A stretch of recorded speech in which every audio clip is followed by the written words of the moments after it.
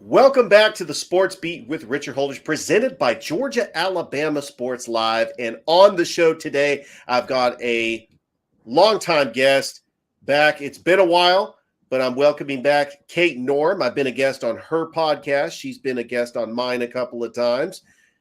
Kate, you got a lot going on. What's going on with you? Honestly, Richard, not too much lately. I haven't been doing a lot of sports reporting lately. It's been a lot of regular news reporting, which is just not the same vibe as sports. So, definitely looking forward to today to kind of dive into everything that's been going on. Now, I heard you moved to Huntsville, right? I did, yes. So I've been here the last 4 months. It's been a whirlwind coming from Atlanta. I love it. So tell me, what is the difference going to a smaller market? What is the sports vibe in Huntsville? Honestly, the sports are popping. I think they could maybe do a little bit more popping, but a lot is happening in, I'm gonna say it, in the H. Okay, it's gonna happen. It's gonna be a thing. But we have a solid minor league baseball team here, though they did not make the playoffs. Very sad, but they have a really cool name, the Rocket City Trash Pandas. I Just like gotta that call name. them out. We love it. Um, and they have a hockey team here, which I really need to hit up some games. The Huntsville Havoc. Yeah, so a lot of big things happening in Huntsville. And in December, they're going to be having 2 college basketball games at their Von Braun Center, which is like one of their big venues here, which is like a really big deal. Um, I was trying to remember who was playing. I think Auburn was going to be playing in one of the games. It's either November or December. You see, my mind is kind of like all over the place, but I believe it was Middle Tennessee and Auburn. No, I could be wrong on that one, but that was what I remembered, and then could be all switched up. But yeah, moral of the story is things are happening in Huntsville, but not as big as what's happening in Georgia, as you are all about, Richard. And the high school football scene seems to be going crazy. It really has been going crazy. I mean, only in Georgia, where we have a sophomore that gets on the cover of Sports Illustrated, the talented quarterback from Carrollton. I cover Alabama as well, as I'm part of Georgia Alabama Sports Live. We live stream high school football games. I'm actually going to be at Smith Station this Friday. I was over in Columbus last Friday and called the Calvary Christian game. What's the high school scene like in Huntsville? Like, what's the top high schools up there? Oh, that is a really, really good question. Obviously, in the South, football is top tier. Like, you cannot go wrong in the high school football world. In terms of elite teams, as of this moment, there are like a few schools that are like undefeated. One of the main schools is Muscle Shoals High School. Give them a shout out. They are undefeated going into week 7, I believe, is what we're in Alabama, which is kind of crazy to even fathom that we're already midway through October. Not even. We just kind of started. But yeah, they're probably the ones that I'm really aiming to kind of take the Alabama title, perhaps. Who knows? Yeah, just kind of seeing what's out there. There's a bunch of schools in Alabama. Columbia, Bob Jones. I mean, Bob Jones. Yes.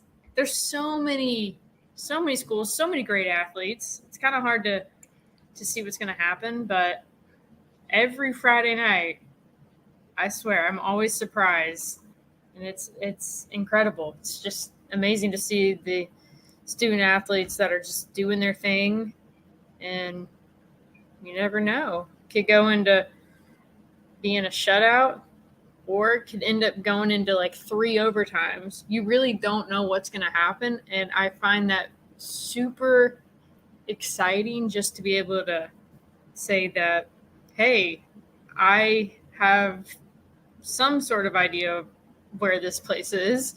And though I'm not covering a lot of high school football, I am kind of like familiarizing myself with all the schools and stuff. So it's like, okay, this is neat. This is like right in my backyard. Very cool. So, being from Huntsville, now that you're living in Huntsville, what is the vibe as far as college football? Is it a mixture of Alabama and Auburn fans? Is there more Auburn fans than Alabama? I mean, what is it like in Huntsville as far as Alabama and Auburn? That's a good question. I haven't really had a chance to really think about that, but I've noticed more of an influx of Alabama fans, maybe because it's like closer. It's probably like hour and a half, 2 hours. Don't quote me on that, people. But I'm thinking a lot of Alabama fans in the midst, and then of course you got your Auburn fans scattered around. And those are probably like obviously in Alabama. Those are the two bigs that you have around. But in North Alabama, you got UNA, and then we have Alabama A&M, which obviously they're not in the same caliber as your Alabama and your Auburn. But you know, they still are doing their thing. UNA has their new football coach. I believe he's their first year coach, Dearman, and he's doing big things there. So it's really great to see like all these teams kind of come together. Alabama A&M, they had their homecoming last week, I believe, and they like shut out Tuskegee. I'm like, this is unreal. It's really amazing to see like the community come together for these games that are just like, oh, you're going out to this game, and it's really amazing to see just the turnout. Uh, just talking about the Alabama A&M game,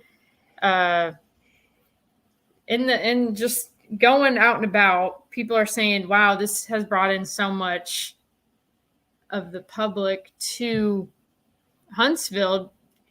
They're from all over. I'm like, what? This is crazy.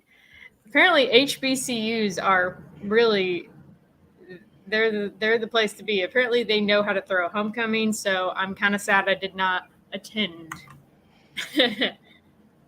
Well, being up in North Alabama, I mean, you got to start with the cities besides Huntsville, Madison, Decatur, Florence. A big shout out to Ben Hayes and Travis Creasy from Florence, Alabama.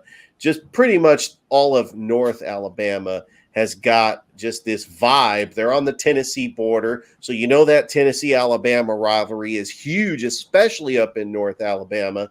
I mean, that's coming up in a couple of weeks. Are you starting to feel the Oh vibe my for the third gosh. Sunday in October? It's gonna be crazy. I don't know if we're prepared, okay?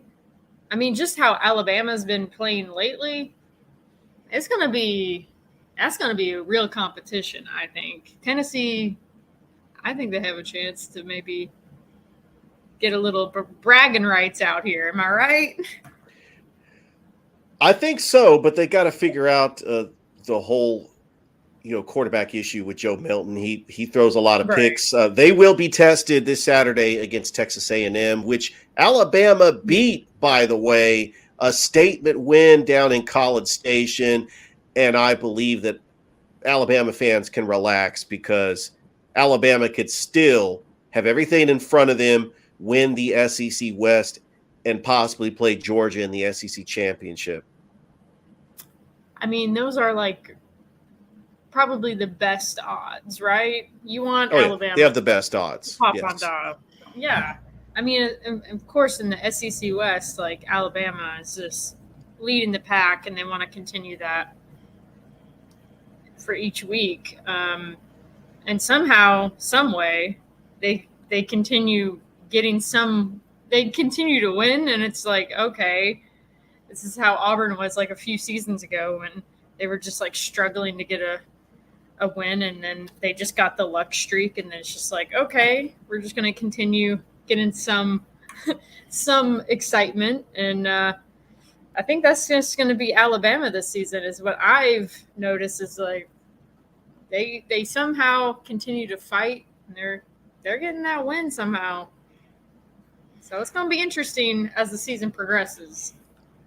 Well, let's talk about Auburn, because Auburn under first-year head coach Hugh Freeze, they do have a tough schedule coming up. After losing to Georgia, Auburn wants to try to get back on track. And looking at their 3-2 record, they've got a tough one in Death Valley against LSU. I think that LSU has turned the corner after getting a road victory over Missouri. But really, what is the ceiling for Auburn under first-year head coach Hugh Freeze? Because they still haven't figured out that quarterback situation. They would just be excited if they got to a bowl game this year. Isn't that like the whole thing every season? It's been since Gus Malzahn left. Well, they've had a track record of first-year coaches making it to the national championship. Look at Gene Chizik back in 2010. You're right. I mean, there is a chance that they could obviously like play how they played against who was it a few weeks ago? Not last week. It was a bye. Gosh, I'm blanking on who they played, but Texas A&M. The Texas A&M, the one where they lost.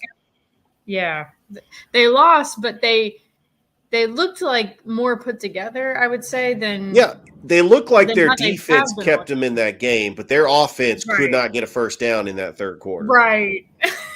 It's like we are struggling.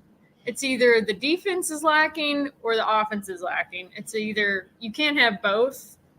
And Auburn was definitely they need to step up their game in the QB situation, because if we can't get that figured out by Saturday, then it's going to be all downhill coming into the rest of the season, especially when it comes to Alabama. I mean, that's going to be a rough showdown. All right, Kate, let's switch gears. Let's talk about the baseball playoffs. Being from the Pacific Northwest, I mean, unfortunately, your Seattle Mariners are not in the playoffs this year, but you're still a baseball fan. You did follow the Braves when you covered sports in Atlanta. I'm hearing words about this is the greatest postseason finish that the Braves ever had, even bigger than the Sid Bream slide. But that catch by Michael Harris in the top of the ninth inning to double up Bryce Harper. Braves even the series 1-1. They're taking it back to Philly. I'm calling it. They're going to win Game 3 and Game 4 up in Philly. You know what? Heck yes. Okay. I definitely see it's gonna be right down to the wire. Do I say it's gonna go into extra innings?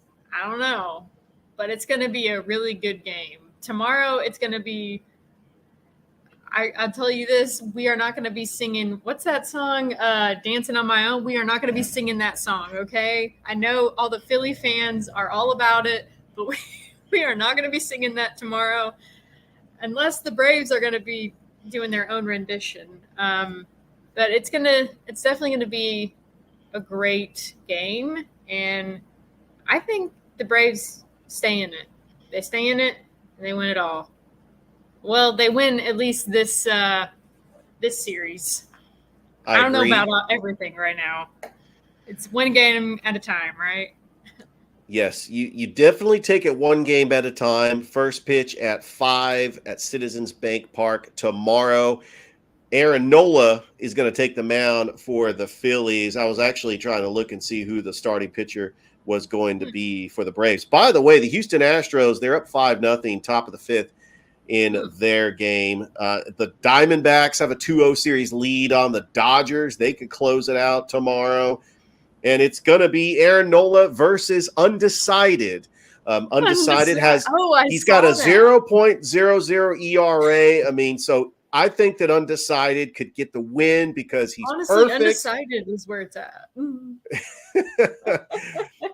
All kidding aside, I mean, it could be Charlie Morton. It could be Bryce Elder. I mean, they could put Spencer Strider on 3 days rest. I mean, anything could happen. I just think they have their backs against the wall. They get an emotional win like that in front of their fans. That is a type of win that flips a series. And I think all the momentum is shifted to the Atlanta Braves. I definitely agree. There's a lot of potential just to keep it moving, just with the electricity that was felt from what I imagine was felt from all the things that I did see in Truist. It looked like just an amazing environment to be in when Michael Harris III got that catch. Everything was just like, yo, okay, we have a chance. I mean, granted, last season, things did not go the way we planned. This is definitely redemption for how that ended. So this is just what the fan base needs. And hopefully we can keep that flavor going and keep it moving on, especially if there's a lot more fans going up to the Philly game at Citizens Bank. I don't know. I think there is going to be a lot to get excited for. So I don't know. I'm excited. Not trying to get too much pressure on it, but I think they can do it. All right. And switching gears, let's talk a little bit about college football, the NFL. And today is the opening day in hockey. You're from the Pacific Northwest. I want to give tribute to some of your favorite teams. I want to start in college football. We have a top 10 showdown between number 8 Oregon and number 7 Washington. This quarterback battle between the former Auburn quarterback Bo Nix and Michael Penix Jr. I know that you're from the Pacific Northwest, but did you follow a little bit of the Washington Huskies when you're up there? I mean, is this a big deal to you? I mean, what's the vibe? I mean, I was going to go to UW back in the day. I was going to go to school there. So I followed them a little bit. I haven't kept up much with the Pac-12. Sorry, is it Pac-14 now? No, it's about to be the Pac-2. And yeah, these two teams, they're both going to be in the Big Ten. Here. Yeah, the Pac-12 is slowly dying. But yeah, I have not kept up much with Pac-12. But every time that I do, obviously it's not the same competitive level as an SEC energy or perhaps Big Ten sometimes. So in terms of this game with the Oregon Ducks versus Washington Huskies, you know what? I know it's going to be in Seattle, right? So I think I'm going to take Washington just because, staying loyal to Seattle, staying loyal to the PNW. Obviously, Oregon is still kind of in there, but Seattle, they're going to win. And I believe that is where College Game Day is going, right? Yes. And the Once Upon a Time Saturday tour with Josh Pate. Oh, he's hitting up there? Yeah. Oh, all right, Josh. Yeah. That's right. Nice. That's my guy out of Columbus. So we talk about Seattle. Let's go ahead and talk about that other team that everybody is excited about, the Seattle Seahawks. They are 3-1. They are the team that scares me the most as a 49ers fan because it seems like you are right. You are right. I'm giving your team some credit here. So you written them off, like I written them off. I thought that when Russell Wilson left that the Seahawks would be a disaster. Not at all. Pete Carroll has revived this team. They have the equivalent of the Legion of Boom. Bobby Wagner coming back as the leader on defense. Devin Witherspoon, one of the best cover corners. LJ Collier. I mean, they have a defense that rivals the Legion of Boom. Geno Smith is a good enough quarterback to get the job done. Kenneth Walker, that receiving core of DK Metcalf, Tyler Lockett, and Jackson Smith, Jigba, Noah Fant, they got weapons. This is a team that could rival the 49ers in the NFC West. They play the Bengals on Sunday.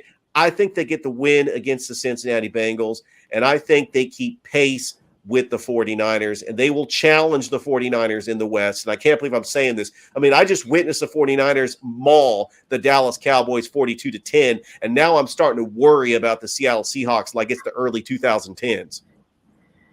Honestly, I don't think you're wrong, though. It's going to be, when the Seahawks play the Niners, it's going to be definitely a showdown for sure. But in terms of this game, this coming up against the Bengals, I think we got our work cut out for us. I mean, the Bengals have not been utilizing their offense as much as they could be lately. I mean, their track record's not looking too hot right now.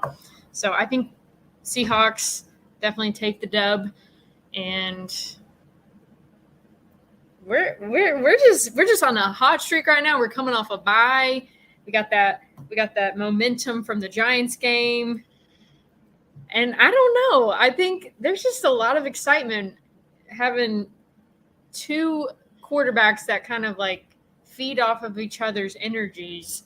It's just really like an elite power that I don't know. I just like seeing Drew Lock kind of in his element really made me think like, okay, I'm seeing a lot of the Seahawks energy that I remember seeing with Legion of Boom. And it was kind of giving me like, all right, maybe this is actually the year we can make it somewhere in the playoff realm. Maybe we can be in that conversation. So perhaps.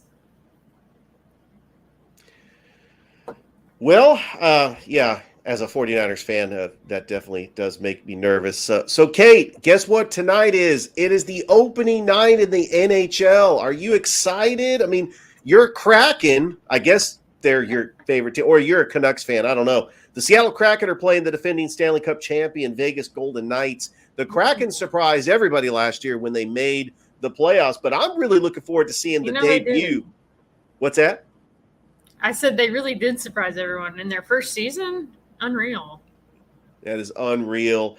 I'm excited to see the debut of future NHL superstar Connor Bedard for the Chicago Blackhawks taking on Sidney Crosby and the Pittsburgh Penguins. It's just right now the Predators are playing the Lightning. I'm just excited that hockey is back. Unfortunately, my San Jose Sharks are not going to make the playoffs. They've been a dumpster fire since 2017. But I mean, you already know that. I already know they're not going to make it. No, they're terrible. What is your favorite NHL team? Is it the Canucks or the Kraken? So I don't keep up as much with hockey, but you know what? I'm going to try this season. So I really am a fan of the Canucks, just being from and living up in Vancouver for a little bit.